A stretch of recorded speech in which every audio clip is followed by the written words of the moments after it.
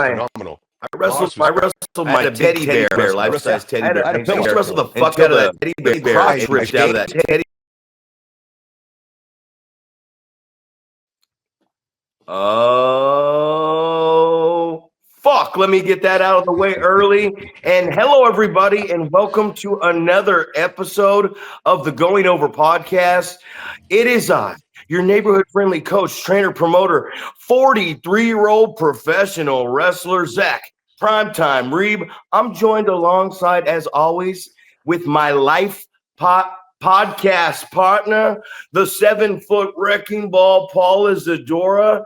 And ladies and gentlemen, this one is going to be a goodie. This one means a lot to me because this man is also one of my trainers, coaches, a man I've spent a lot of time across in other countries, on the road, so much fucking time in a ring. And before we get going, this is the legend of professional wrestling, as it's been told. The man, the myth, live here in the studio, old school, Oliver John. Ollie, welcome to the program. Gentlemen, thank you very much. Thank you for waking me up at the butt crack of dawn to start the day right. You damn right, Ollie. You know, I just want to really quick say how this came about. So Sparky calls me, texts me 12 o'clock, heading back from one of Paul's shows. And he says, I'm up. You want to talk? We talk about the seminar. And he says, myself and Minnie were gravitating, not gravitron, gravitating towards the Oliver John ring. And I said, well, what the freak was Ollie doing in that ring? And he said, well, this one's going to shock you. He was doing the waltz and the collar and elbow tie-up. And I said, my dick got harder than a freaking rock with 7 students in the car. I had to hide that thing. And I look over, and then I see a clip online where Big Ugly announces that you're going to be down there at the old Ugly Dojo doing some training. And I saw you in that ring with it was a 2-on-1, but it was an outside double wrist lock, and you shifted that thing to a beautiful fucking legitimate arm wringer. You turned it to an outside arm bar, and you put that hip in and pushed that rest of the rope. And I said, Ollie's back. And he's going to be eating people's fucking lunches and taking their body parts home and cooking them for dinner. So, Mr. Oliver John, I just want to say I got excited. What do you think? It's been a while. Are you excited about getting back in the ring and doing for these young guys what you did for guys like myself and Brian Cage, AJ Kirsch, Scotty Aboot, man? Tell us about the excitement level, and we're going to get going here. No, I'm totally excited about it. It was something that wasn't even really planned, but Ugly keeps kind of reaching out here and there. And every now and again, I'll go and sit in on a practice. So once he set up that seminar, he said, hey, what do you want to do? What I'm going to have different themes for each sim. I have this many rings, all this as he was putting it together. And I said, I'm going to do something. We're just going to talk about the glue that holds it all together. So, what exactly is that? It's the little nuances that hold it all together. The most important stuff, it's the, and you can't even put it in one word because it's a big holistic type of thing. It's your basic foot movement, the intention of why you're doing things. And it all kind of comes together from first and foremost, what your intention is, how your footwork moves, how you put your hands on another guy and move them around and push and pull, and you have to feel it because this thing is this pro wrestling art it's an emotional sport. It's a performance sport.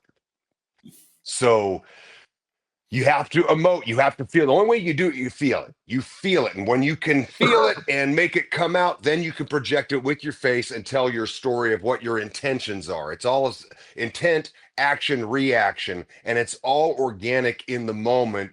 Whereas these days it's very synthetic, we sit there and we plan the whole match out, for 2 hours before we go out to do our 8 minutes. And you can see that it's planned because I could see all this beautiful stuff. Even when it's executed perfectly, I could see it go from A to B to C to D perfectly. And if they deviate, the whole train's going to derail and go off. So even when it's going awesome and everything's in place, you can still see everybody looking up in the little thought cloud above their head, and their face isn't into it. They're dead. That's really, why luchadors wear masks, because they did that way before anybody ever did. They were ahead of their time. But you cover, you stick a hood on, you can try to memorize 37 different things in a 1 minute sequence, and then no big deal. But when you're not wearing a mask, it's a dead giveaway. So it's an expose of the business. Mm. Absolutely. So I mean, what are you seeing right now? Like the guys that you're getting in the ring with, is it? I know that Zach and I constantly talk about how it's very much like you just said. It's like we're trying to memorize stuff. And Zach at one point had said when he was talking with Venice DeMarco, he's like, you need to be able to call it before you're able to choreograph it. So, well, what are you seeing right now with these younger guys? I don't know, like how much independent wrestling on the NorCal scene you watch. I feel like Zach and I send matches back and forth because Mhm. there's a ton of it out there for us to watch. But like, what are you seeing? Like, obviously, if at the seminar your biggest thing was we need to learn how to waltz around and we need to be able to tie up with somebody, you saw like there's a big hole in our game when it comes to that. So, um, you know, it probably is as us as trainers not putting enough time and effort into that. We're just, you know, getting into the meat and potatoes, moving around the ring and going through spots and things like that. But what are you seeing that you're needing that you feel like I have to correct this immediately before we can go on to the next steps of having a professional wrestling match? Gotcha. So, well, it kind of all goes back to how I was trained by a guy named Paul DeMarco, and he was a main event guy for Roy Shire. He got his first break more so for Eddie Graham in Florida. Then his real big break was for Jim Crockett Sr. in Georgia. And so he worked on top in three different major territories at the time. So when I broke in, I had to break down Paul to be willing to break kayfabe and teach me. So I learned a lot more similar to the pre-pro wrestling school era. So he taught me little snippets and fed me a little at a time. It was very organic, and it started just from the lockup. Or he teach you one potato, two potato. He teach me these one little snippets over time. Took me 4 years to finally get it to the point where we actually, opened a school. So he taught very differently. So I learned kind of the same way, you know, the old timers did. You earn someone's trust, you were allowed behind the veil, and then you were just taught, a lot of it was verbal. You're just talking, you're brainstorming. It's like a think tank, of just throwing these ideas around before we even got to the point of actually putting hands on another human body and pushing around. So my experience coming in and learning wrestling is very different than 99.9% of people who are learning now. So that's where if anybody comes in contact with me and gets to listen to me and, you know, is cool enough to open their mind to something a little different way of going about it. And you guys already, obviously, because we have a past together, you guys have been able to kind of experience it with me or see it. It's totally different than how it's done now. So we went to APW. I'm going all over the place. So Paul and he was training me, and we went to APW to go check out. Essentially, this was in the old, Roland was still healthy. This is like Modest was, I mean, these guys were learning. It was still early on before they started doing things at the next level. But he watched how the training was, and he just said, mechanics. They're all mechanics. Now we end up later on going to some shows, and he saw a couple people like Modest. I remember Applebaum. He's, oh, that guy's got it. There were certain ones that stood out from the others, but he said it's mechanics. It's very regimented, and you're doing these sequential drills like you're training, for. the NFL. We're learning plays. Whereas pro wrestling's different in Paul's opinion. This is you guys got to get in and wrestle. First of all, you learn how to actually wrestle in the same time that you're learning in the context of it being a work. So we're not working legitimate wrestling holes to shoot on each other, but you're going to know how to actually do the holds and the moves so you can protect yourself and in a sense protect the business. That's how they thought about it back then, but add credibility to your work because you actually have a real reference point of what it really feels like to do the move. So sorry if I'm rambling on and going long on this, but going back at the seminar, that was kind of organic. I had to on the fly change how I was going to go about teaching my concept because I could tell them they didn't even know about circling.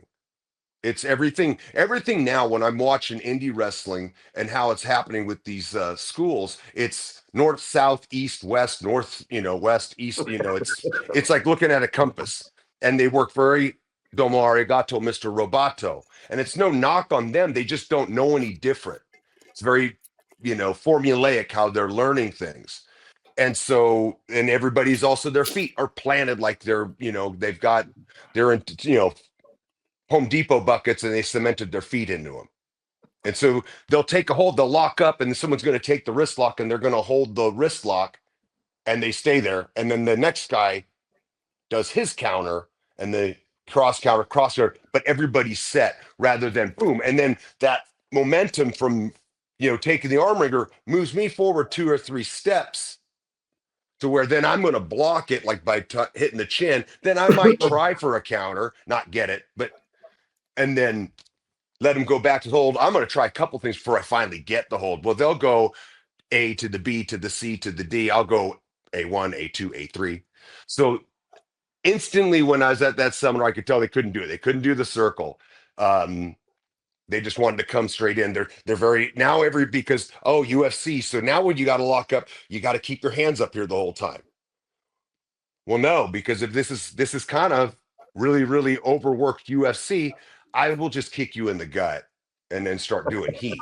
So I'm going to move around. My hands are going to do more. There's a lot more stuff. There's so much more stuff that these guys can be playing with and make it more interesting versus going to the A to the B to the C to the D. And then there's because they finally do a real cool move that's fancy and has a nice little bump to it. And then the audience goes dead again. So that's coming full circle. At that seminar, I had to pivot. And because I learned that way of doing this organically, and this is an improv art first and a choreographed art second, I was able to make the changes and make that seminar work and give these people something that they came to, that they paid for, that they could take and apply to whatever they're doing in the ring. So that's where when Sparky came, he didn't even realize what the theme of my portion of the seminar was and how it evolved. He just thought I was only working lockups. No, that was just part of it. The lockup was just so we could get our hands on each other, and it was really the pushing and the pulling. I'm going to push, I'm going to pull, I'm going to push and pull on the hip, and I'm really forcing them. I'm not forcing them, I'm guiding them without them even knowing it because I had a whole room of brooms to work with. Yeah. It's fine with me. I don't care. It's fine. The people aren't going to know that I'm working with a broom. I'm going to hide that. So I do simple things, man. It's pushing on the hip. It's pushing on the shoulder. It's pulling on the shoulder and the trap. And I can get them, even though they're still a compass, I can start getting them to pivot. They don't even realize it. They're just going for the ride with you. I'm just making these polite suggestions. But when I do it and I'm making the face, it looks like I'm shaking the crap out of them. It's simple. This stuff is way more simple. It's not easy. Pro wrestling's not easy, but it's simple. I tell everybody, Ollie, slow it down. I tell everybody, I say, this is easy. The hardest part of this is putting in the reps to get to the point it's easy. Yeah. And I want to talk about something real quick. I got so much to talk about. So much, my brother. So I remember I was in Japan and I was there for 6 weeks and AJ was running the school. And I call AJ and ask him how everything's going. He's going, man, this Ollie guy that came in, you gotta work with him. And I'm like, dude, you know where I'm at, right? Like I'm over here.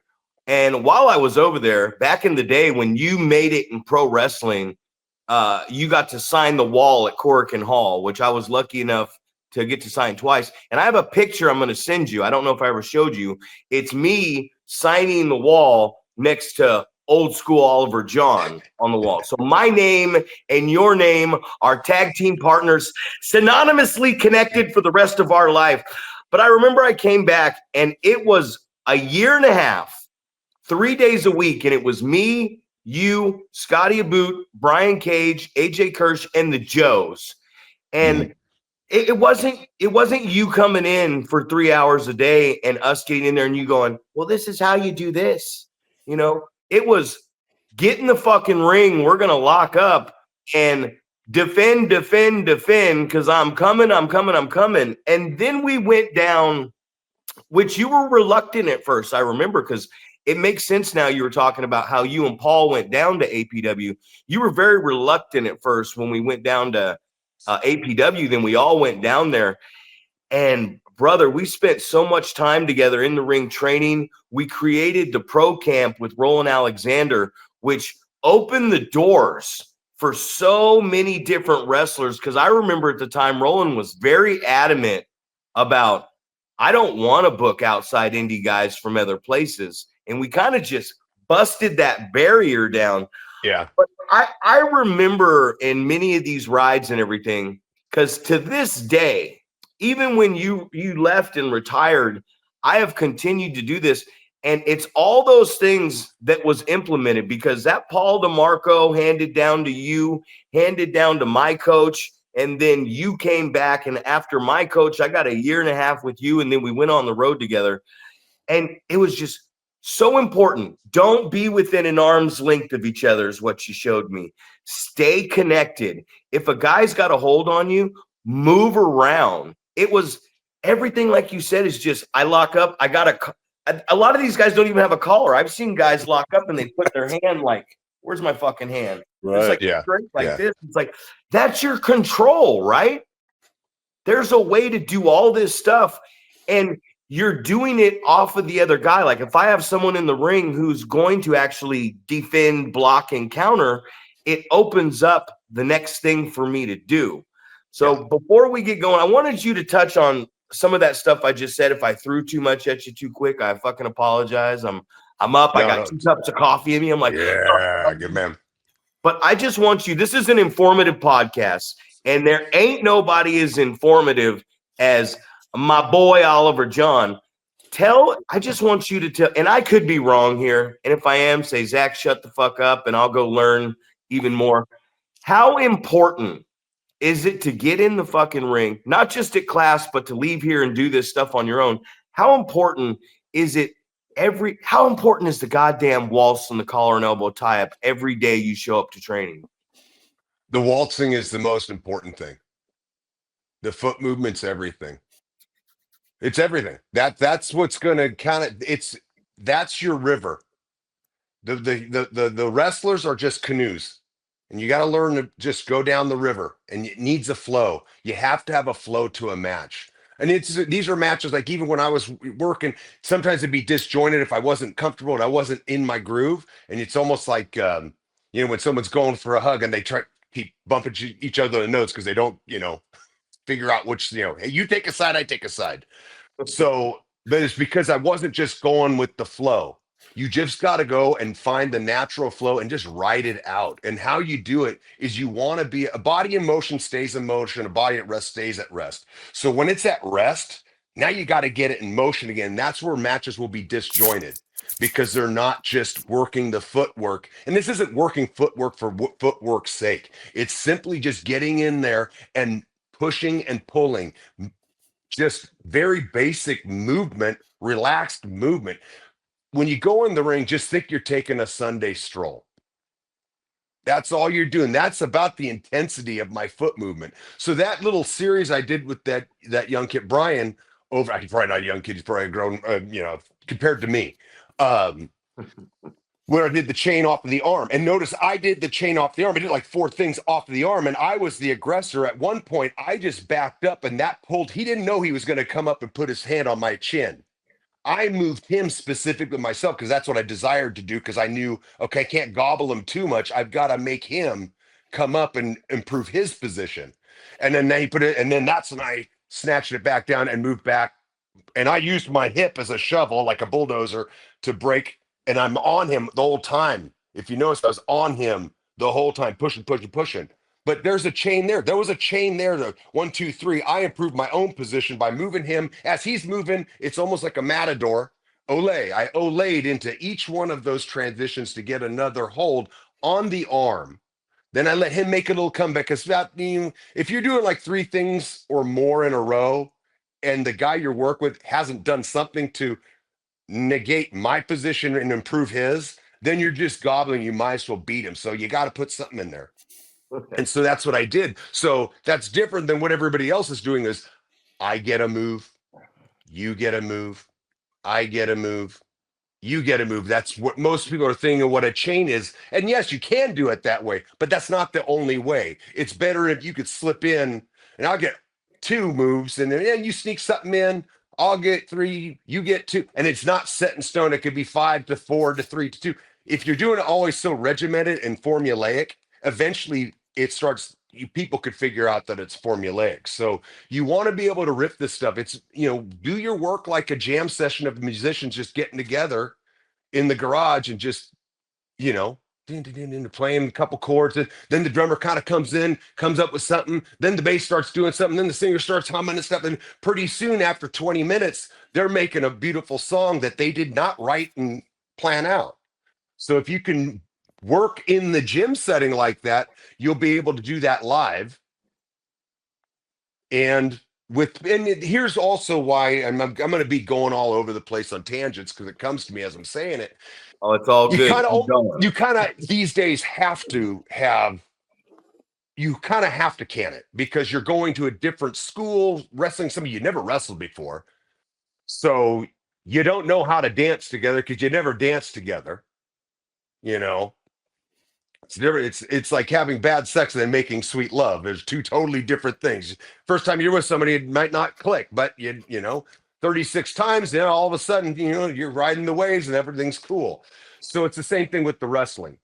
And Ken Shamrock told me that, because I went down to San Diego, worked in a match, and it just fucking went off the rails. And I felt like shit because I knew how good I was, but I wasn't anymore because I wasn't training all the time. At that time, I didn't have a school or anything like that. So I was going cold turkey, and it just didn't work. And the match before was totally awesome. This next one, a tag match, was terrible, went off the rails. And Ken said, look, man, it doesn't matter how good you are or what, if you haven't worked together before and you get in, it'll be bad. Because he said, case in point, me and Owen Hart, we hadn't worked together yet.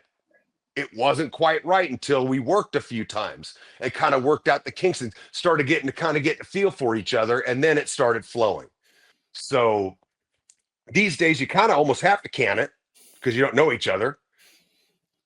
But the problem is these guys are only canning and not learning how to improvise through the pushing and pulling. You do this in a gym. You can't necessarily go out there and do it, and you don't really want to practice it live in front of an audience if you've never done it, and because it's a feel thing. But the ones that can do both, they're the ones that are going to be the modern equivalent of the ring general that just can go take over. How? It will, no matter what, it's going to fall off the rails somewhere if it's perfectly canned. The ones who can pull it back and get it back on the rails are the ones that will be the ring generals. I learned that doing lucha, because I thought lucha, shit, they do all this, go down there, and there's a language barrier. Here are these guys that all work together for years and years and years. We've, working out this 6-man tag. You go in, and it's nothing like you planned it in the back. And it was an absolute 100% that it never worked out that way. Reach your arm out, and they have fun. They have fun with it, and they pull it together, and they have a cerveza at the end, and they're all happy. It didn't matter. Reach your arm out and hook into mine like we're doing a little swing dance. I want to do-si-do around with you. Fuck the collar.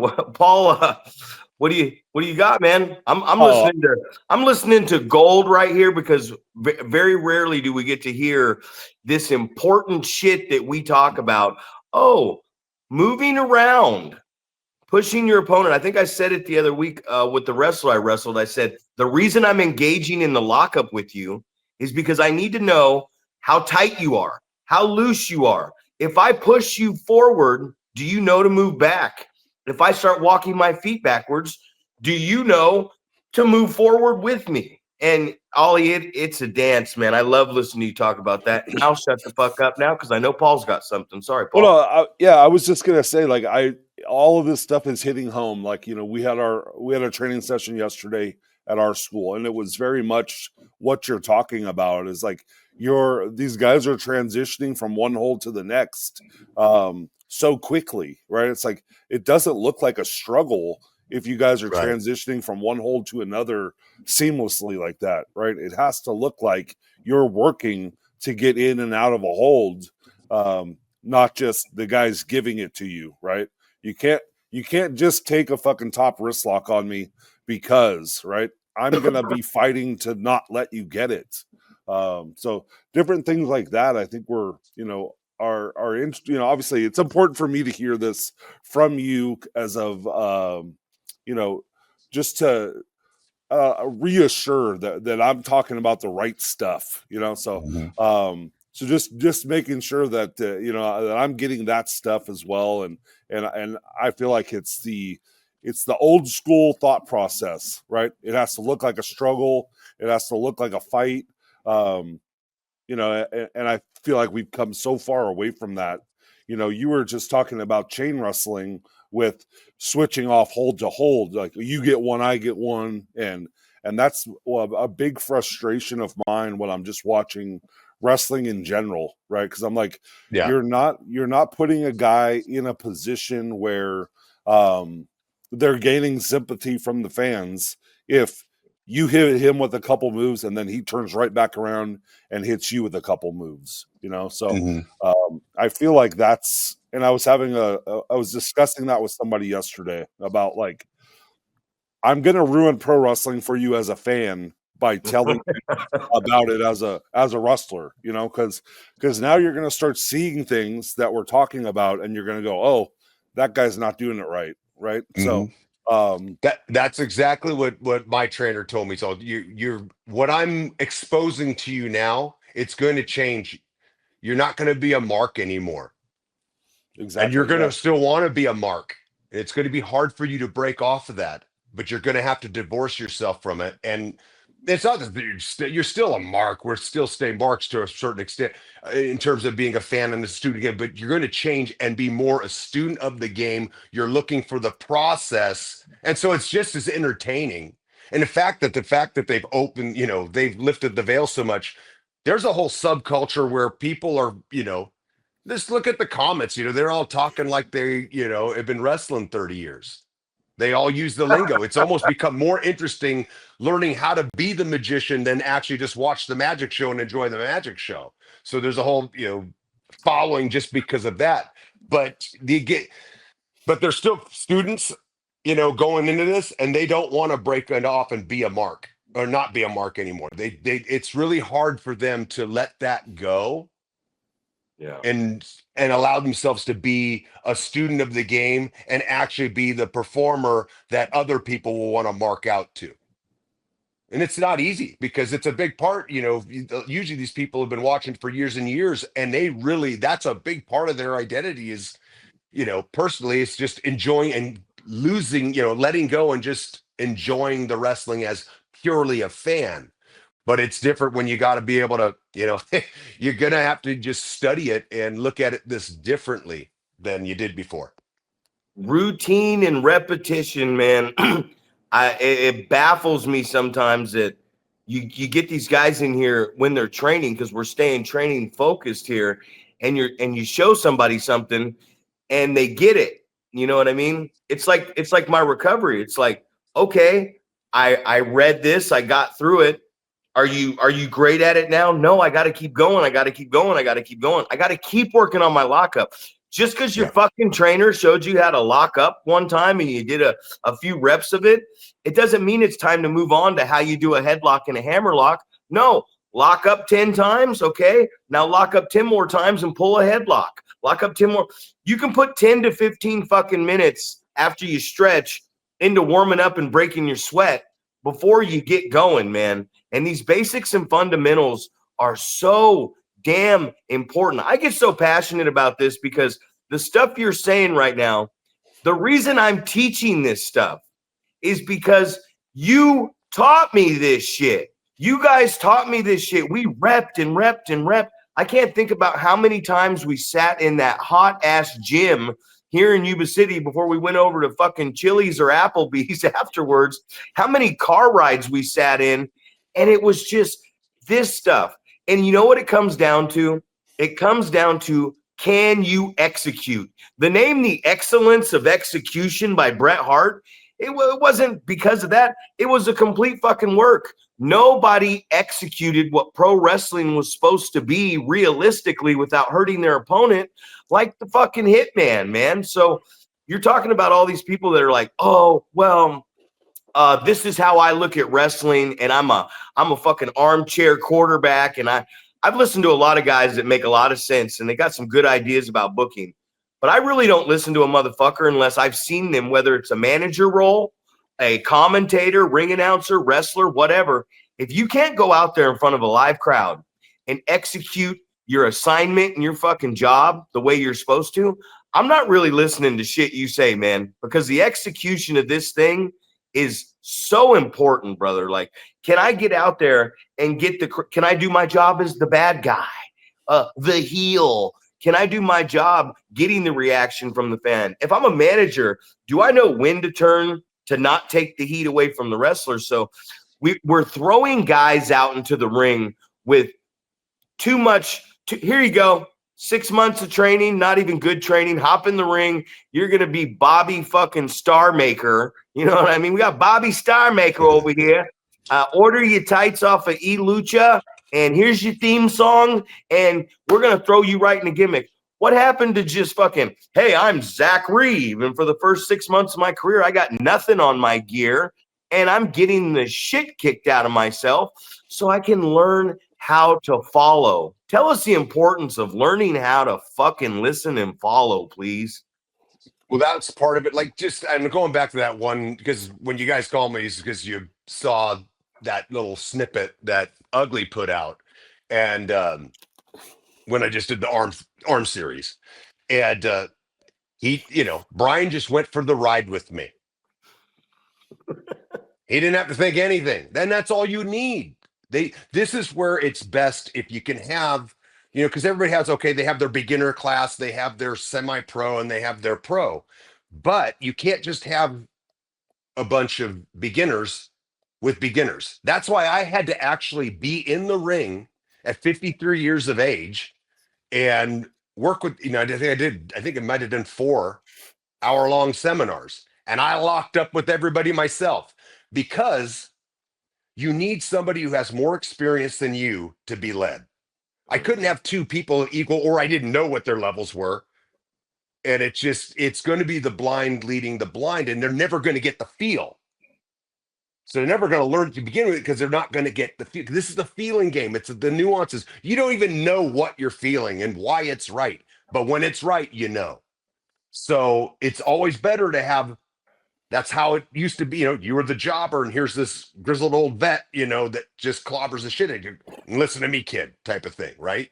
Well, over time, they're feeling it live in front of a live audience, testing this stuff out, and then they start learning, okay, and it's going really fast. At first, when you're in this, it's like the car's going 100 miles an hour, and you can't comprehend, like, oh, shit. But over time, as repetition goes and you go out there more and more, well, they're going 95. Now they're going 90 miles an hour, 85. So finally you're driving and it feels like 35 miles an hour to you. That's your perception. Now you can start working and it's easy. Now to the people that what you're putting out there, to the people sitting in the audience that they think it's 100 miles an hour because that's how you present it. But for you, it's 35 miles an hour. It's easy. It's just a little, drive in the neighborhood, and that's how it should be. But it's important that there's somebody above you that has more experience, because it's good practice for the person who's above, because they've got to use the broom. They've got to figure out by pushing and pulling and moving and working. I'm working, for instance, a go behind. I did this at the last practice where, hey, I need you to go behind. I pulled him into the waist lock on me. I said, oh, here's another trick I have up my sleeve. I have an overhook. No amateur wrestling overhook. He's got an underhook. He doesn't even realize he has an underhook because he's never trained in wrestling. So he doesn't know what an underhook overhook is. Basic, high school wrestling stuff. And I just simply, it almost looks like I'm going for the double wrist lock, but I just shoot around and I stagger forward, and it looks like he went behind me. And I put his hands together. My hands are covering, so it looks like they're his hands holding his hands. Are like, yeah, what am I doing? You look like a manatee, He didn't know what's going on. But I put him. We do that enough times, and I'm meeting someone, 3 to 5 times a week, and then we're doing the shows. Pretty soon he's going to know what to do without me saying, okay, the waist lock is this. He would learn how to wrestle if if we're training enough, and there's enough repetition of doing it, I'll get it. And then they're getting under the context of what it really is like, and they'll start figuring it, just like a baby. We don't send a kid, you don't send babies and toddlers to school to learn how to walk. They just kind of figure it out, messing around with a crawl, and they figure it out, and then they learn to walk. So I kind of train wrestling the same way that a baby learns to crawl and stand up and walk. And it's very natural, because everybody's going to do it a little bit different, because we're all unique individuals. So I don't need to make everybody exactly the same. And that's a problem too. You see everybody trains exactly the same. They try to all move exactly the same. And you kind of see that it's, it's formulaic, it's synthetic, it's not organic, it's not themselves. So I'm cool with someone, hey, you kind of do it this way. That's fine. You do it that way. It's safe. I'll do it my way, in terms of little body English to it. I'm not saying about the fundamentals of it, but the body English is a little bit different. We train out of the same gym. Perfect. Because we're saying he's from parts unknown. This guy's from, Timbuktu, and the other guy's from Glens Falls, New York, yet we're all from Fair Oaks. We got to kind of hide that. So you just said it. I don't know if that makes any sense. I went on a tangent. But you just said it right there. Like, when you listen to these words, we can do all these that I explain to people. I'm going to show you how to run and hit that corner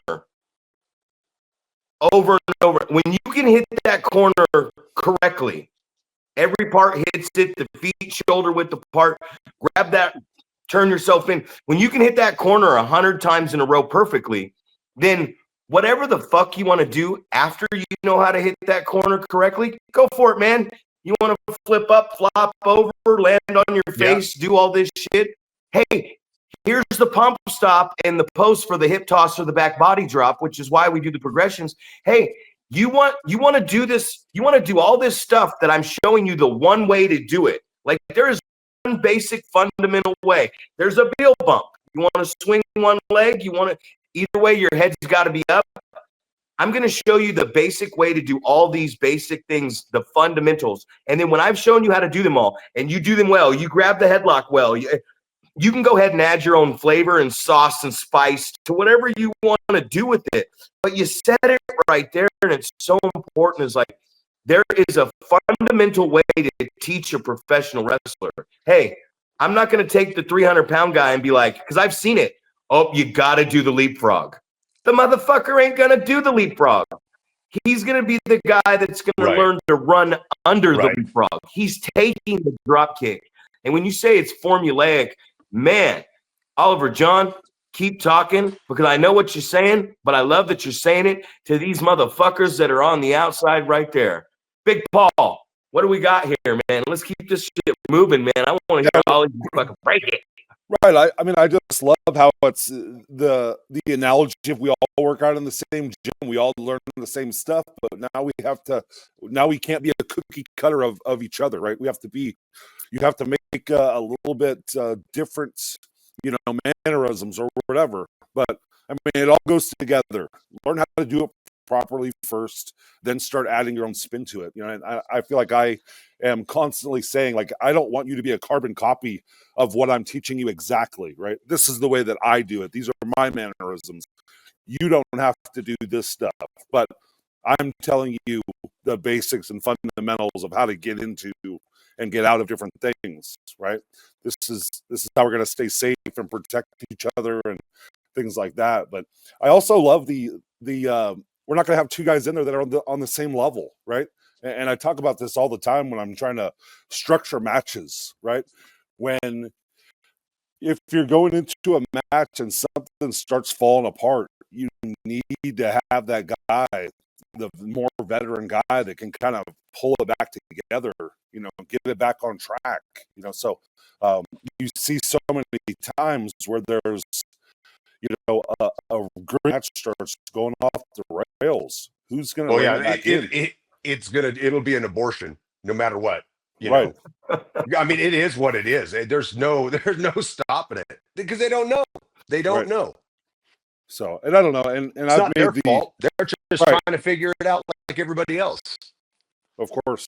Yeah, and I've made the analogy over and over about, like, you have a guy that's breaking into the business. This is his first first match or first couple matches. It's like, it doesn't make sense that now he's going to be 50-50 with Oliver John or Zack or myself. It's like, that's not realistic. You're not going to be on the level yet. You're going to get your ass kicked the first couple of times you're wrestling, right? Because you're just learning. And I use the and that's MMA what you're thing. and that's where you learn how to sell back then. And then you probably, if it's brand new, you're dying, and you're probably a baby face, and the other, who you're working with is the heel, and that's where the heel saying, "Don't die, kid. Don't die, kid. Come on," and just kind of is a little bit of a cheerleader while he's putting on the heat on the guy. Yeah. And then okay, after a few times of that, the kid, he starts figuring out how to not die, and it's simple. Just crawl towards the heel and try to climb up his body, Right. and then that'll, without saying, "Hey, club me in the back," and calling an audible, you just kind of make it obvious. Hey, hit me in the back, or Right. if I want to get kicked in the gut, I'm gonna not defend myself in any way, shape, or form, and I'm kind of sticking my belly out while selling like I'm, got the Absolutely. palsy, and then Of they course. kick me in the gut. Stuff's Of easy, course. but it takes Right. time. It takes time to do that, and it's the best way to do it. So if you're able to have that, where you have, it doesn't have you still have your beginner class, but have a couple. It's good for your beginner class. Hey, you could skip that. I need you in here, and you need, so that way they do 2 hours where they've got a lead.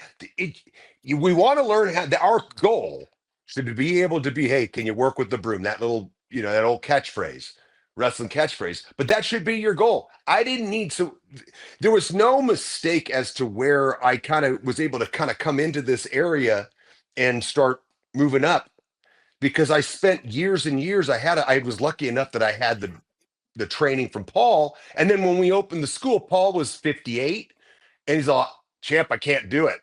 I'm like, "What? I can't do it. My body can't, my body's not going to do this. You have to train the class, teach the classes." I was learning.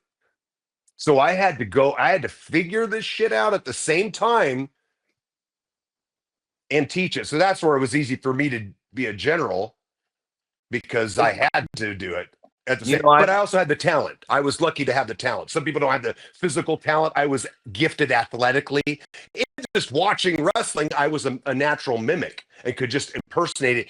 Even when I was 12, 13 years old, I could still, as a joke, make it look pretty good for a 12, 13-year-old kid. It didn't look like a total shit show. So it was easier. Not everybody can do that. Everybody's learning curves are different. There are people that have talents, and this is anything in any subject, any art form or whatever profession. There are those who have talent, natural talent, and then for most of us, it's actually a skill, and we got to work and get the skills to be able to look like we have the talent. And then some have it just in the beginning. So like Modest had the natural talent. That's how, he could go in there and be the trainer at APW, and he was kind of in the same boat. He just took off because he had natural talent, and he was a student of the game before he even started training. I'll guarantee you. And it showed. I wrestled Modest was phenomenal. I wrestled my teddy bear.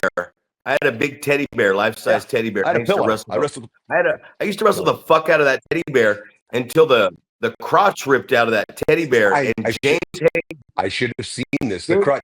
Now, so what were you doing to this teddy bear, Zach? I'm telling you, I just saw, but it was high school. I was wrestling this teddy bear on the trampoline. It's practice, right? And I had to quit wrestling that teddy bear because the crotch ripped out of the teddy bear. And James Haight went to school and actually told everyone that I fucked my teddy bear. That's why the crotch was ripped out of my teddy bear. And I said, reach on in there, James.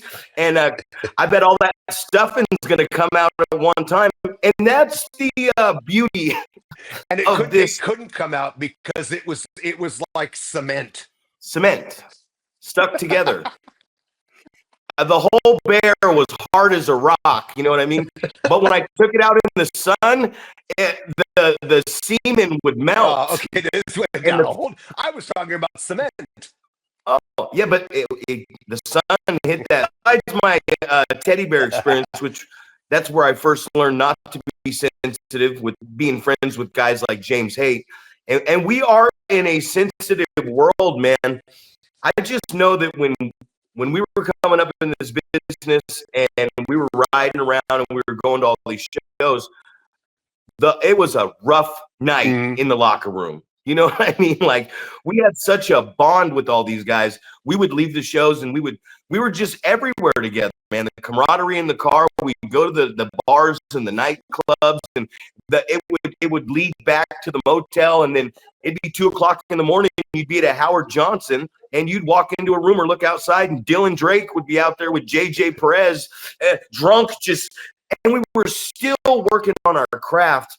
And I think that's the thing that really bothers me nowadays about the pro wrestling is people love to talk about it. I just don't feel like people are getting in the ring like we were. You didn't come in the ring and show me how to do an arm wringer.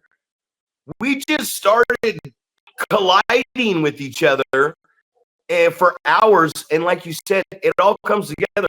I can grab you and pull myself into a double chicken wing with you behind me, so the guy coming in the ring goes, "Oh, I'm coming in the ring. I'm going to hit this guy in the gut." Yeah. You know what I mean? So that stuff you're just explaining right there, man, is so important. And you say, I have a beginner's class and I have advanced students teach it. But once I get these guys through the basics and fundamentals and they can move around themselves, then they just kind of start joining into the next class. I tell everybody that the beginner's class it's kind of a thing to say, hey, here's the introduction to wrestling, right?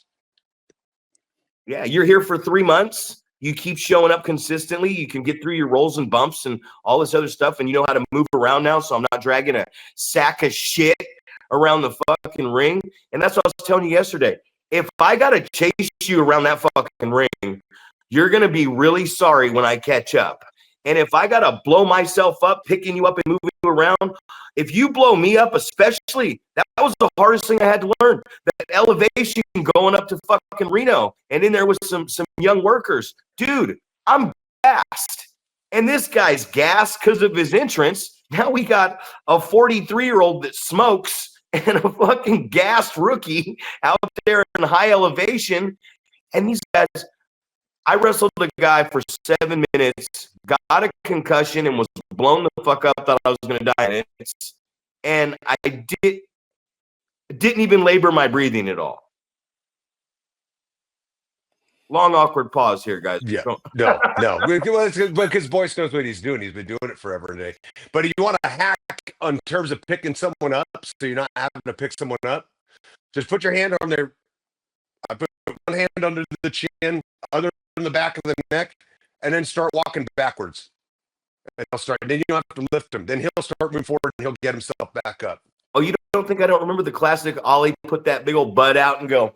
Yeah, and make it, My yeah, just favorite stick it was out, and you're just gonna, I'm gonna make it look like I'm using all my, and it's a tug of war, and then you can tell them. That's how I'm telling them, hey, fucking move, please, please, and then or they get what?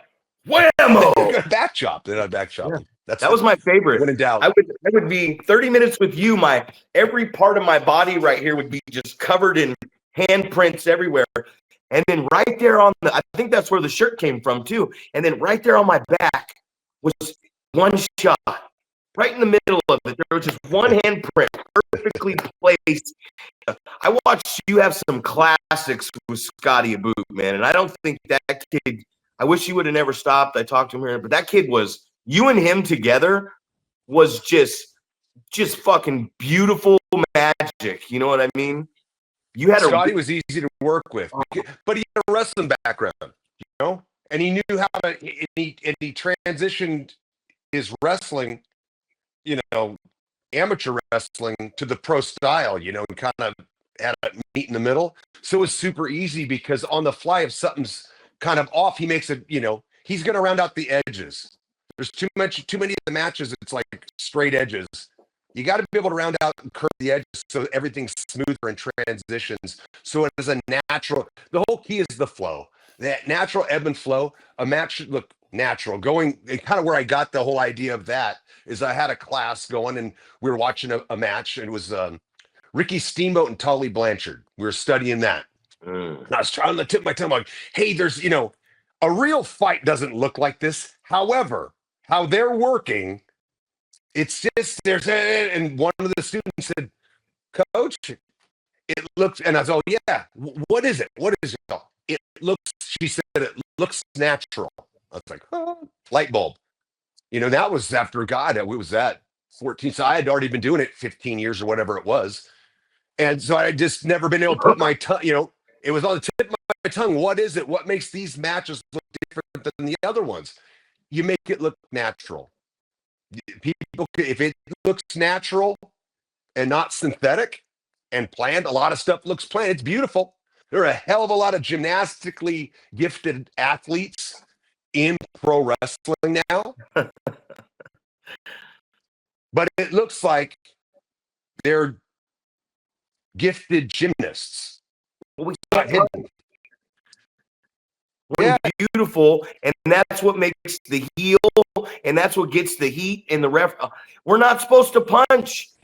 So when you do punch, it should be, oh, I cut the guy off with this punch over the ref, or I am punching him and the ref's pulling me off. We're not allowed to punch, so we have to do what? Fucking wrestle. Yeah, wrestle. You throw a little. You work within the rules, but then the one boom, and if you do it right, make sure the ref's not seeing it. I was just talking about that yesterday, about how Zack has been making an increasingly obvious effort to hide things from the referee, to teach these young guys, like, hey, we don't cheat in front of the referee. Don't be a fucking idiot. Don't cheat in front of the referee. Put your body in between him and what you're doing. And how do you do that? With movement. Right, exactly. The footwork, all that stuff, man. It all comes full circle to what you started talking about. But when we talk about matches that tell a story, I don't know how many times I have sent someone Oliver John versus Timothy Thatcher, APW, when you guys worked a headlock for fucking ever. And I was like, just all the different things, right? Like, you might belly to back suplex me, but I'm so intent on holding on to this headlock that I'm going to take that pain and I'm going to roll back up and keep this headlock on, right? Because I do not want to let go of this. This is how I'm going to wear this guy down. You can sell that too, though, Paul. Like the belly to back, you can hit it and it hurts you too. And then he sells it and then he snatches the headlock or his head. Like there's so much beauty in what you're saying right there. Absolutely, man. So it's awesome to be able to make that connection, because I would always I think when we were going, when we'd go to the Harley race camp, the thing that I would tell everybody was there was a Kurt Hennig, Nick Bockwinkel match that they worked a hammerlock or something like that for the entire match, and and most of the time you'd go, oh, that's boring, But to me, it was so interesting. It's like this guy, every time he gets out of it, something happens and he gets put back into it. So it's Well, like, it's how they work back up because they didn't just lay there. Hennig is trying to get out of the hammerlock, yep, or vice versa. I'm not sure. sure. Was that the Cow Palace match or the one that I Hennig bled at the Showboat? I don't think it was. I They don't think both it are was. great matches. Yeah, right. They were So, awesome. exactly. So yeah, I don't remember, but I know it was on the best of the Mr. Perfect Mhm. DVD, and people are like, which match is your favorite? And I was just like, this is the one that I've been enthralled and just it's hooked me for the last several months of just watching Yeah. the little things. We got that 5 minutes coming up. Heck ball. But I tell 5 you what, minutes. people should study Bockwinkel. Bockwinkel had some killer matches because he could keep a flow and Right. the way he sold. But you had here are the three guys traveling around together. Bobby Heenan, who could outwork everybody in the ring as well, and then you got Ray Stevens, who was the best of the best, and Nick Bockwinkel. So you can imagine how Just just a imagine. brainstorming session. Yeah, say those for car years and years and rides. years. Exactly. Those car rides, man, they must have been crazy. You just think about the things that, I know Zach's big frustration is somebody not contributing to the conversation on the car ride. It's like, get off your phone. We're talking about pro wrestling right now. Doom scrolling. Yeah. Absolutely. Brother, I'm gonna tell you, Ollie, this has been, and we got to get you back on the program, man. Like having Sparky No, on sounds good. talking about stuff, but having you on the program is, and you haven't seen the last of Zack Primetime Reeb, because now that I know you're back, wherever you go, I will follow you. And if you see me with an erection in my pants, don't worry, my blue chew just hasn't wore off yet. I'm gonna have to get the proper timing of when I chew those damn things up. Oh, sorry. Back to, is there anything you want to say, man? Here we go. We got what day? I want to get that down. So is it going to be multiple days? Is it going to be one day? What's the time that we can get down to Sacramento, California area? I know there's a lot of promotions around there, but now we got Oliver John and the opportunity to get in there and get our who would eat 60 sack lunches, Ollie? What day are we looking at here, good sir? It's so new that I don't even know which day it's going to be. So Ugly's probably the best one to reach out to on that. And once that kind of gets, it's like, this is brand new. It just kind of happened out of nowhere. So Ugly and I had lunch and I was like, hey, well, shoot, you guys training tonight? And I went out there and that's kind of where it all took off from there. So is it one day it's going or to be it'll be like one day a week, but maybe two. And who knows, with me, things can kind of, get momentum, but 1 or 2 days a week, probably. I really think, man, and like I said, it's your life. But I really think, because I watched Rick when he came down and stayed with me for 3 weeks, he went down to the 209. I drove him to the because of course he can't drive him fucking self, right? That would have been a crazy drive right there. Rick Luxury. We're in the car with Rick Luxury, and he's going to try to drive to Stockton.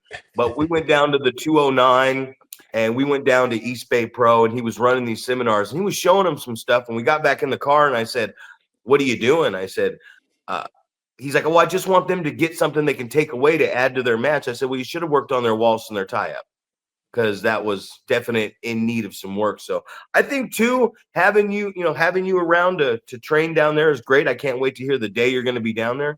But I also think just on a weekend or something, getting around there and doing a seminar before a show, or just doing a seminar during the week somewhere too, man. Like a lot of these places need to get in the ring and feel what you're talking about, because they're like, I just keep saying this, hey everybody, get ready get ready to experience what I experienced. You ain't getting in the ring and we ain't going, hi, this is how we do the wrist lock. Oliver John's gonna get his fucking hands on you, and he's gonna move you around a little bit. So if you don't got your base ready and your feet shoulder width apart, you might fall down. And the beauty is, training that way and just getting in there and kind of have an open mind. There's always a nugget. There's always some gem that comes up a different way of doing it that you never thought of before. So that's the beauty of good. And so the number one thing I could say to any of these young kids out there that are trying to do this, stop making excuses that you got something came up and this, because I see it all the time in terms of attendance. You get into every training session, then you have your people you work with. When there's not a training session, go meet up at the park and work on punches for an hour or whatever it is, and isolate something you don't even need a ring for, because it's not a secret. How do you get good at something? You do it more times than everybody else in the area, and you will rise to the top and be the top dog here that everybody's going to want. Like, can you watch my match? Can you do can I get booked with this person because they're so good? And people will be reaching out to you to come work for them. So, well, ladies and gentlemen, no secret, man. Finally got him on the program, and he spoke nothing but informative truth. For Zack Primetime Reeb, for the Wrecking Ball, Paul, Isadora, and ladies and gentlemen, a very special thanks to a man that's been very influential in my life and many others, Old School, Oliver John. Ladies and gentlemen, I like to close it out with respectfully, if you don't listen, and please subscribe to the program. We're going to have this man on, many more. We're going to find out what days Oliver John is coaching down there, and we're going to informatively tell you where to get your asses for some wrestling. Ladies and gentlemen, thank you once again. And Ollie, thank you for being on the program. Thank you, guys. We'll do it again.